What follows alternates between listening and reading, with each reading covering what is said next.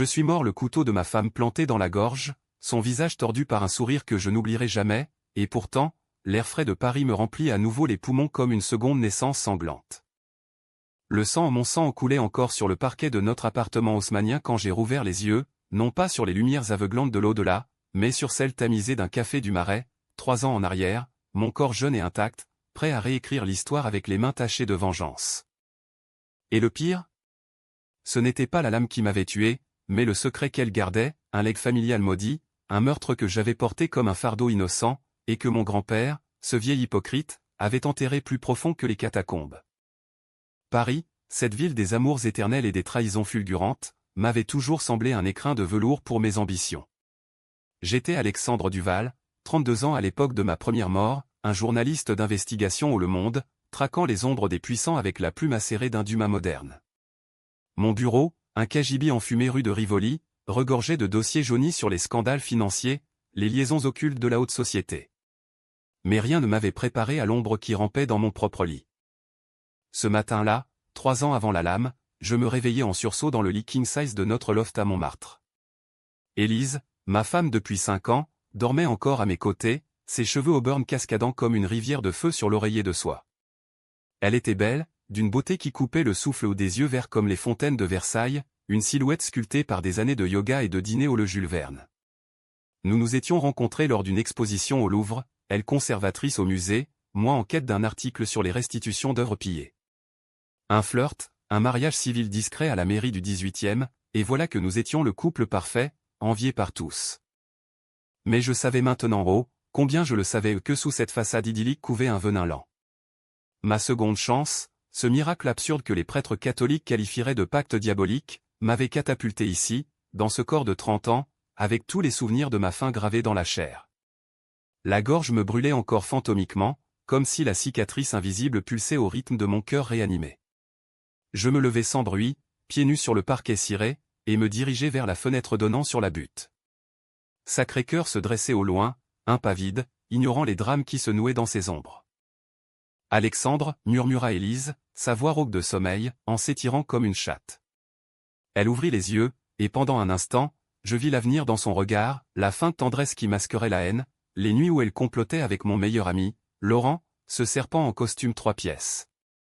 Laurent Berger, mon associé au journal, mon confident depuis l'ENA où nous avions forgé notre amitié dans les couloirs glacés de la rue Saint-Guillaume.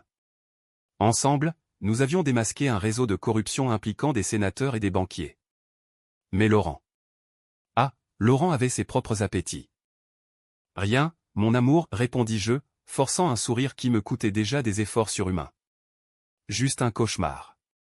Mensonge pieux, le premier d'une longue série. Je m'approchai, l'embrassai sur le front, inhalant son parfum de jasmin et de trahison. Elle rit doucement, se blottissant contre moi. Toujours ces enquêtes qui te rongent. Promets-moi de te reposer aujourd'hui. Je promis, bien sûr. Mais intérieurement, je jurais autre chose, une vengeance froide, méthodique, qui les consumerait comme un feu de joie inversé. Car ce n'était pas seulement leur adultère qui m'avait tué au non, c'était le secret qu'ils avaient exhumé pour me détruire. Un secret familial, enfoui depuis des décennies, que mon grand-père, le patriarche Duval, avait scellé avec du sang et des mensonges. Les jours suivants furent une danse sur des braises. Je repris mon travail au journal avec une fébrilité nouvelle, feignant l'enthousiasme pour nos projets communs. Laurent m'invita à déjeuner au café de Flore, notre rituel immuable. Assis sous les portraits de Sartre et de Beauvoir, nous commandâmes des croque-monsieur et du vin rouge léger.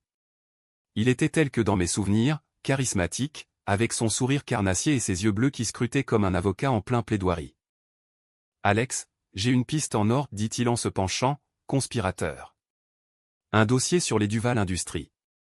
Ton grand-père, ce vieux renard, impliqué dans un blanchiment d'argent via des galeries d'art à Genève.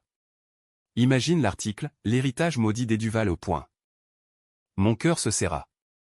Duval Industries, l'empire familial fondé par mon aïeul après la guerre, spécialisé dans le négoce d'œuvres d'art. Mon grand-père, Henri Duval, un colosse au cigare éternel, m'avait élevé dans l'ombre de ses entrepôts parisiens, me racontant des histoires de résistants et de tableaux volés aux nazis.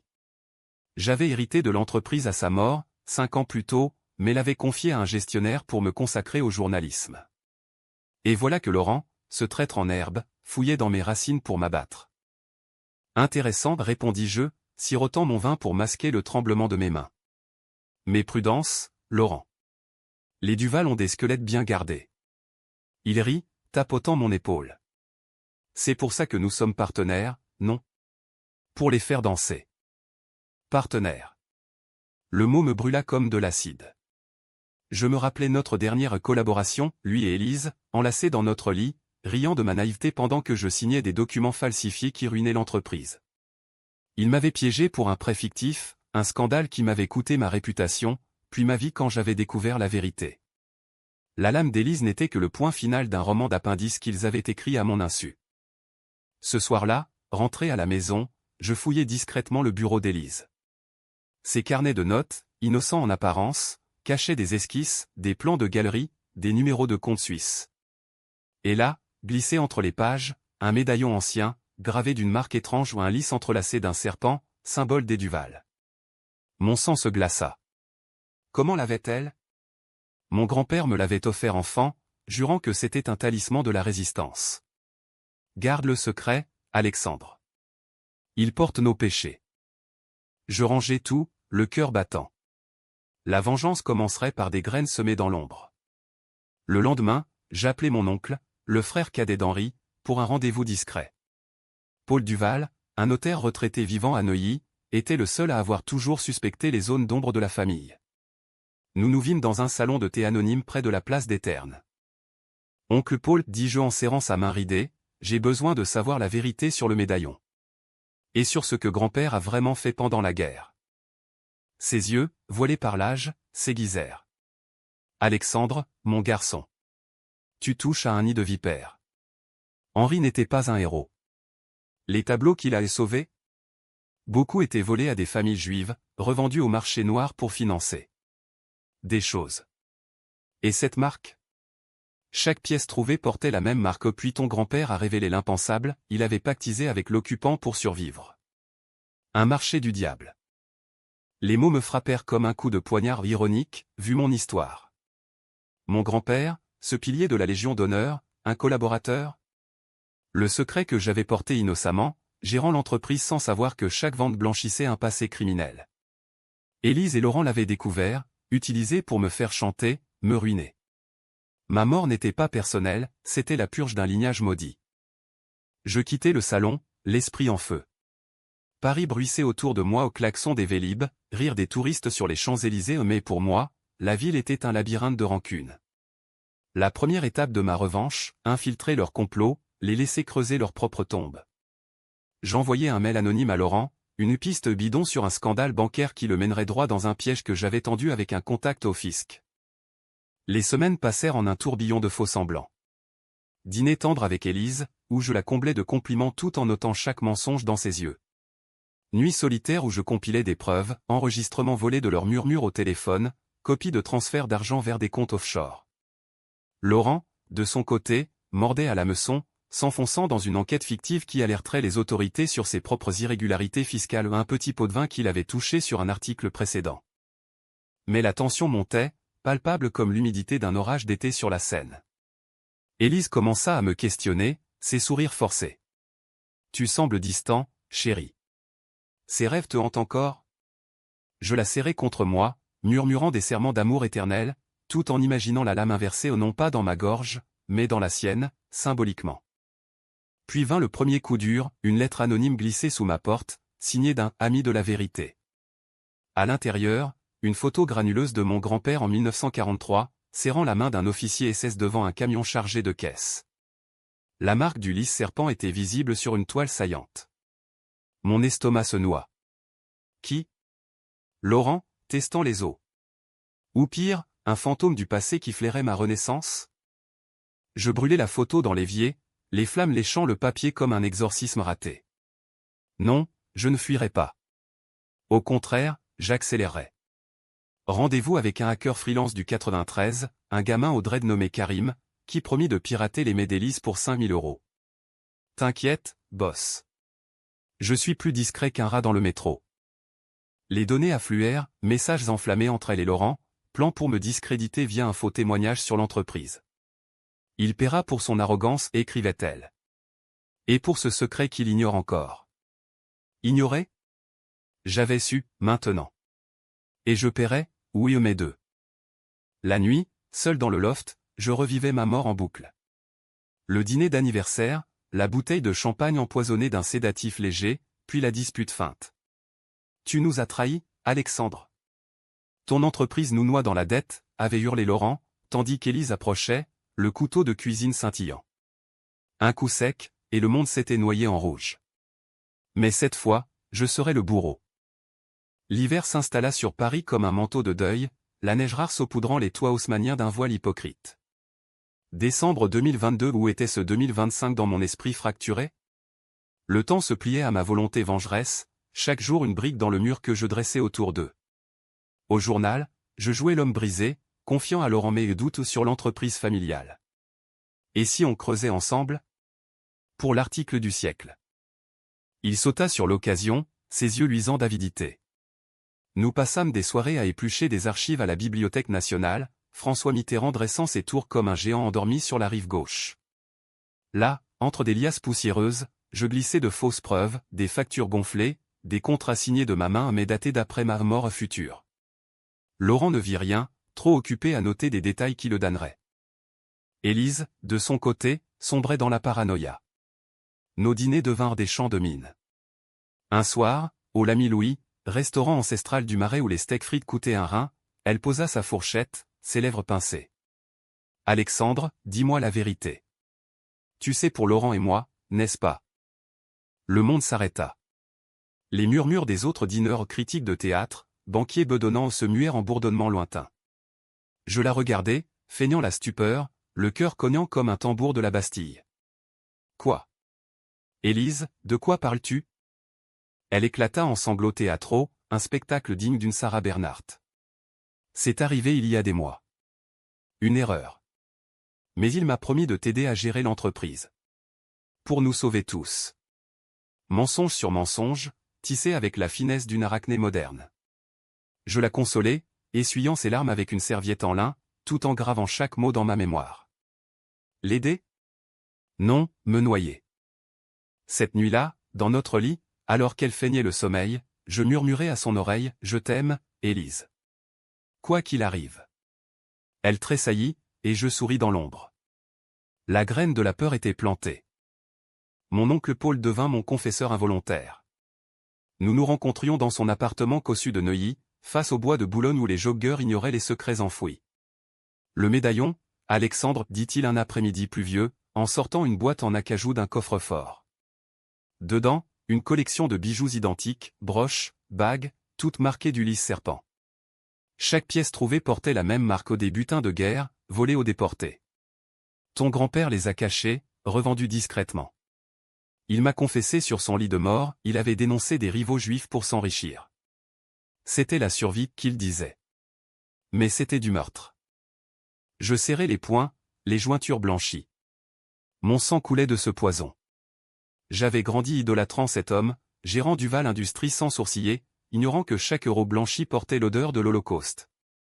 Élise l'avait découvert via un ancien employé, un survivant amer qui avait vendu le dossier pour une misère. Avec Laurent, ils avaient planifié, ruiner l'entreprise, me forcer à vendre, puis me faire accuser de fraude. Ma mort? Un suicide pour clore le chapitre. Que comptes-tu faire? Demanda Paul, ses yeux implorants. Je haussai les épaules, masquant la tempête. Rendre justice, oncle. À ma façon.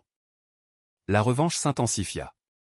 Grâce à Karim le hacker, j'obtins des copies de leurs communications, Élise transférant des fonds vers un compte à Lausanne, Laurent contactant un avocat véreux pour falsifier des testaments. Je contrefis des preuves en retour, un mail envoyé de l'ordinateur d'Élise à un inspecteur des douanes, alertant sur des importations illégales d'œuvres d'art. Le piège se refermait. Mais les décisions controversées commencèrent à me ronger. Un soir, seul dans le loft, je contemplais le Danube au non, la Seine depuis le balcon. Pour accélérer leur chute, devais-je sacrifier des innocents? Un contact au parquet, un procureur ambitieux que j'avais aidé jadis, pouvait lancer une perquisition sur Duval Industries. Mais cela exposerait les crimes de grand-père, souillant le nom familial pour toujours. Était-ce justice, ou vengeance aveugle? Sartre l'aurait appelé mauvaise foi, Camus, Absurdité. Mais en France, la revanche est un art, pas une vertu. J'appelai le procureur. Faites-le. Perquisitionnez demain. Ma voix ne trembla pas. Le lendemain, les flics débarquèrent aux entrepôts de la Villette, scellés et cartons éventrés. Laurent paniqua, m'appelant frénétiquement « Alex. C'est un coup monté. Élise dit que tu sais tout. » Je feignis l'horreur, viens au journal. On clarifie ça. Il arriva, blême, son costume froissé comme sa conscience. Dans mon bureau, porte fermée, je le confrontai. Laurent, mon frère. Pourquoi? Il s'effondra, avouant tout, l'adultère, le chantage, le plan pour me briser. C'était pour l'argent, Alex. Duval Industries valait des millions. Et Élise. Elle te haïssait pour ton obsession du passé. Je hochai la tête, compatissant. Puis, d'un geste fluide, je sortis l'enregistreur de ma poche. Merci pour la confession. Son visage se décomposa. Traître, cracha-t-il. Je ris, un rire froid comme le vent de la sienne. Non, mon ami. Victime. Élise apprit la nouvelle par un appel anonyme, le mien, via un burner phone. Ton amant est fini. Et toi, tu es prochaine. Elle me confronta ce soir-là, hystérique, un verre de vin renversé sur la moquette persane. C'est toi. Tu nous détruis. Je la saisis par les épaules, la forçant à me regarder. Tu m'as tué, Élise.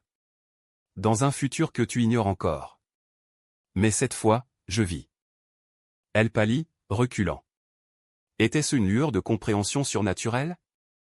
Ou juste la peur? Peu importe. La police frappa à la porte 2 jours plus tard, perquisition au loft, fouille des ordinateurs. Ils trouvèrent les transferts, les plans. Élise fut emmenée menottée, hurlant mon nom comme une malédiction. Laurent, arrêté au journal, me maudit depuis sa cellule. Pourtant, la tension culminait. Une lettre de Paul, attention, Alexandre. Les Duval ne meurent pas en prison. Ils se suicident.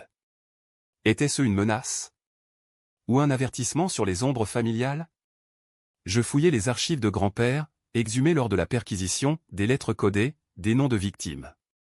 Chaque pièce au tableau, bijou portait la marque.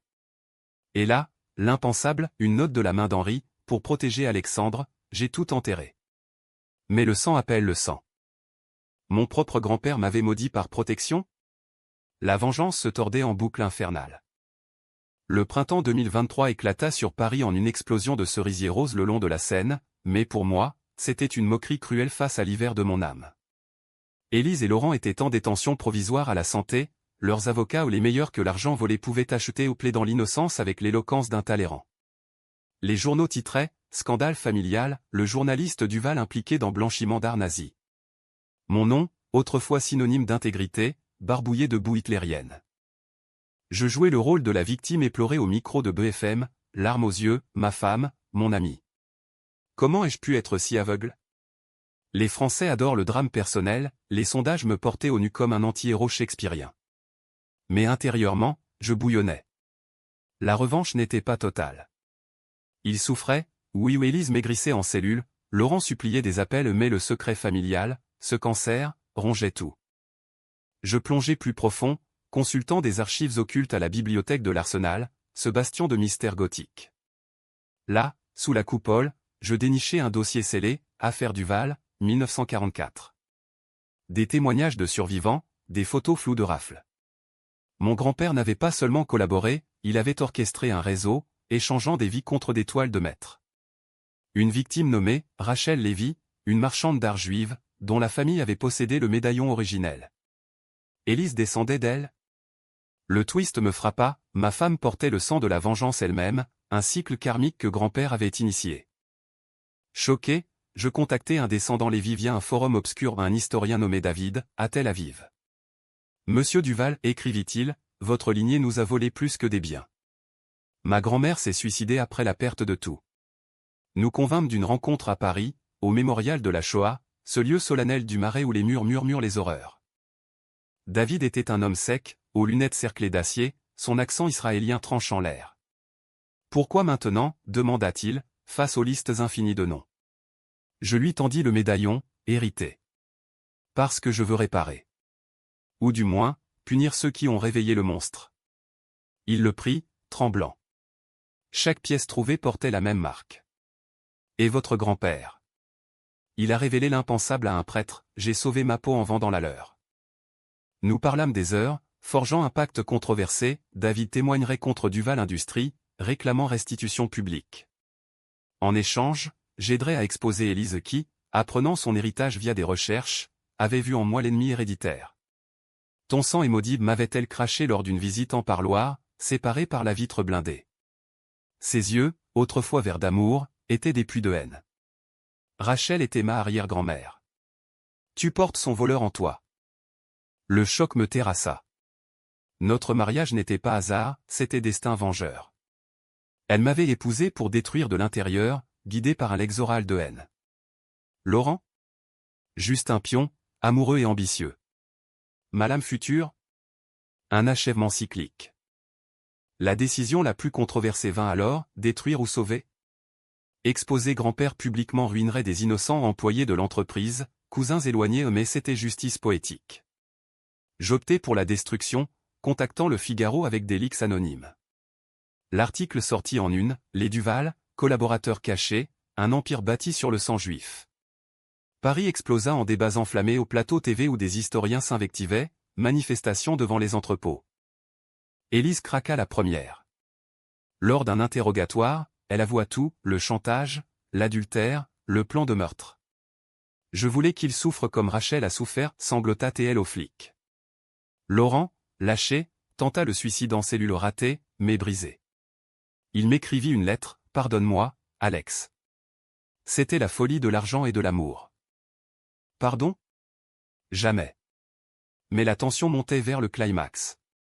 Une nuit, un appel anonyme, Duval, on sait pour ta renaissance. Arrête, ou on te tue pour de bon. Ma peau se hérissa. Qui? Un Duval resté dans l'ombre? Ou Paul, protégeant le nom? Je redoublai de vigilance, dormant avec un pistolet sous l'oreiller ou illégal, mais en France, la peur justifie les folies. Les rues de Paris devinrent mon champ de bataille, filature dans le métro, ombre suspecte aux terrasses de Saint-Germain. Karim, mon hacker, fut attaqué au battu dans une ruelle du 18e. Ils disent que tu joues avec le feu du diable, Altateil à l'hôpital. Le climax approchait. Le procès d'Élise et Laurent fut fixé au palais de justice de l'île de la Cité, cette cathédrale laïque où la guillotine avait jadis tranché des têtes. Je témoignais, voix ferme, détaillant leurs crimes sans mentionner ma mort future. Ils ont voulu me ruiner pour un passé qui n'était pas le mien. La salle bruissait, Élise me foudroya du regard, Laurent baissa la tête. Mais le twist frappa comme un éclair, lors d'une pause, Paul m'approcha dans les couloirs gothiques. Alexandre, écoute. Henri n'était pas le monstre. C'était moi qui ai forgé les documents. Pour venger Rachel, ma maîtresse juive, tuée par les nazis. J'ai fait accuser Henri pour que les Duval paient éternellement. L'impensable, mon oncle, le collaborateur fantôme, m'avait manipulé depuis l'enfance, semant le médaillon pour que je porte la croix. Trahi par le sang même. La vengeance se retournait contre moi. L'été 2023 étouffa Paris dans une canicule biblique, l'asphalte fondant sous les semelles comme les fondations de ma sanity. Le palais de justice, avec ses colonnes corinthiennes moites de sueur, devint l'arène de mon gladiature intérieure. Paulès révélation me hantait, il, non grand-père, le vrai serpent. J'ai aimé Rachel, avait-il confessé, voix brisée dans l'ombre des statues de la loi. Quand les Allemands l'ont emmené, j'ai juré vengeance. Henri était faible, je l'ai sali pour que les Duval saignent. Et toi, mon neveu, tu étais le vaisseau parfait. Vaisseau? Cobaye d'une malédiction familiale. J'aurais pu l'étrangler là, sous les yeux aveugles de la justice républicaine, mais la prudence l'emporta. Au lieu de cela, je souris, glacial, merci pour la vérité, oncle. Elle libère. Il pâlit, sentant le vent tourner. Le procès vira au cirque médiatique. Élise, en tailleur Chanel froissé, pleura sur le pupitre, Alexandre m'a piégé. Il savait pour mon héritage et m'a manipulé. Mensonge habile, semant le doute. Laurent, plus pathétique, implora la clémence, c'était son obsession qui nous a tous détruits. Les jurés, ces bourgeois du 16e, hésitèrent, les débats firent la une du Canard enchaîné, Duval contre Duval, inceste des secrets. Ma contre-attaque fut chirurgicale. J'invitai David Lévy à témoigner, son accent heurtant les marbres comme un reproche historique. Les Duval ont volé nos âmes, déclara-t-il, brandissant le médaillon. Chaque pièce portait la même marque d'infamie. La salle retint son souffle, Élise hurla, c'est lui le voleur. Son grand-père a tué ma famille. Chaos. Le juge frappa du marteau, mais le poison était injecté. Derrière les coulisses, je tendis un piège à Paul. Via Karim, rétabli et vengeur, nous piratâmes ses comptes, transfert vers des associations pro-palestiniennes, ironie amère. Mais plus, des lettres à Élise, prédatées, l'encourageant dans sa haine. Détruis-le pour Rachel. Paul avait orchestré tout l'union maudite, le chantage, même ma mort en guidant leurs mains tremblantes. La nuit avant le verdict, je confrontai Élise en parloir. Visage à vitre, âme nue. Tu savais pour Paul, demandai-je. Elle ricana, lèvres gercées. Ton oncle m'a contacté il y a des années. Épouse-le, ruine-le. C'était justice poétique. Ses yeux brillaient de triomphe brisé. Et toi? Comment as-tu su pour le couteau avant? Un frisson. Avais-je glissé? Un rêve, mentis-je. Mais elle s'approcha de la vitre, murmurant, ou un miracle. Le diable te protège, Alexandre. Mais il te reprendra. Prophétie ou folie? Je quittai, le dos glacé. Le verdict tomba comme une lame, Élise et Laurent, 20 ans pour fraude et tentative de meurtre. Oui, ils avaient avoué le sédatif, feignant le suicide. La presse acclama, justice rendue pour les ombres du passé. Mais pour moi, c'était mi-temps. Paul, convoqué comme témoin, s'effondra en larmes, c'était pour l'amour. Il fut arrêté pour complicité, son réseau exposé.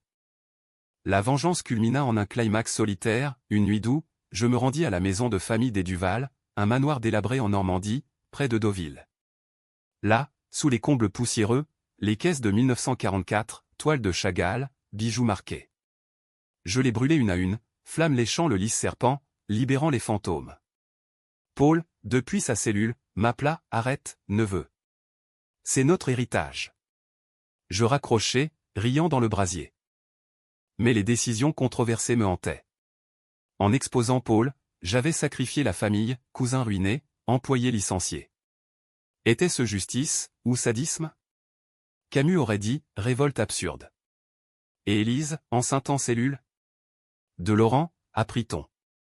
Un enfant innocent dans le cycle. Avortement ou naissance en prison. Je choisis de ne pas intervenir, neutralité cruelle. La tension redescendit en automne, feuilles mortes jonchant le Luxembourg comme des pages arrachées. Je vendis Duval Industries à un fonds éthique, restituant des millions aux airs juifs. David me remercia lors d'un dîner autour d'argent, tu as brisé la chaîne. Mais mes nuits étaient peuplées de rêves, la lame d'Élise, le sourire de grand-père, la voix de Paul, le sang appelle le sang. Un twist mineur surgit, une lettre d'Élise, post-procès. Je porte ton enfant, Alexandre. Pas de Laurent. Un mensonge pour te tourmenter. Reviens-moi. Mon monde vacilla. Père? Victime ou bourreau? Je brûlai la lettre, mais le doute s'insinua.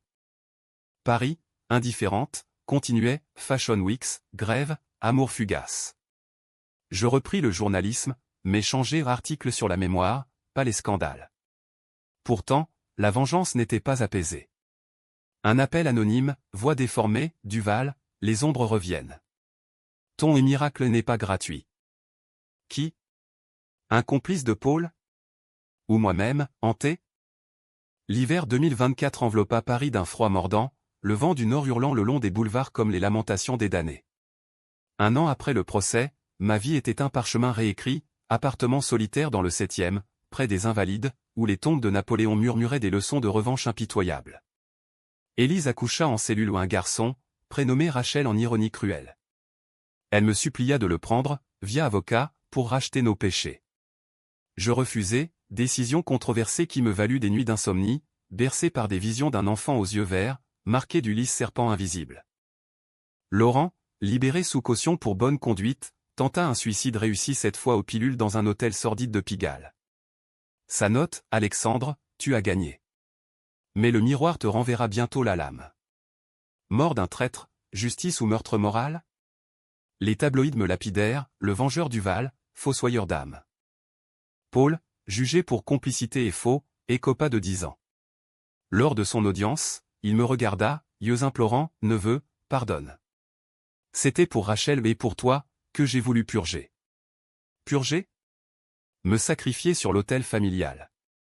Je ne témoignais pas en sa faveur, silence comme épée. Le vrai climax, cependant, fut intérieur, une confrontation finale avec les fantômes. Je louai une chambre à l'hôtel Lutetia, lieu historique où résistants et collabos s'étaient croisés. Là, dans la suite Art déco, je convoquai David et un prêtre jésuite dubitatif du Sacré-Cœur. Bénissez ceci, dis-je, tendant le dernier médaillon. Le prêtre refusa, Dieu ne bénit pas les malédictions, monsieur Duval. David, plus pragmatique, organisa une cérémonie laïque au mémorial, lecture des noms volés, restitution symbolique. Chaque pièce trouvée portait la même marque, récita-t-il, et ton grand-père ou ton oncle a révélé l'impensable, la trahison née de l'amour tordu. Je pleurais pour la première fois depuis ma renaissance, larmes salées comme la mer de Normandie. Mais le twist final frappa comme un coup de théâtre racinien, une analyse ADN, commandée en secret, révéla l'impensable. Élise mentait pas entièrement, l'enfant était mien conçu avant leurs intrigues, un secret qu'elle avait gardé pour me torturer. Père d'un Duval maudit? Le cycle recommençait. Je visitais Élise à la prison de Fleury-Mérogis, cette forteresse des oubliés en banlieue sud.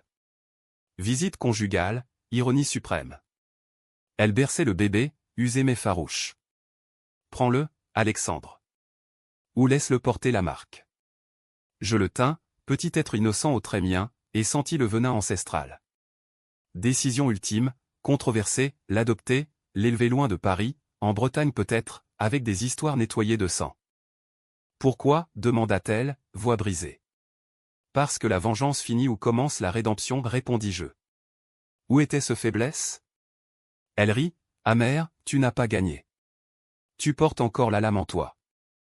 Je partis, enfant dans les bras, Paris rétrécissant dans le rétro de la voiture.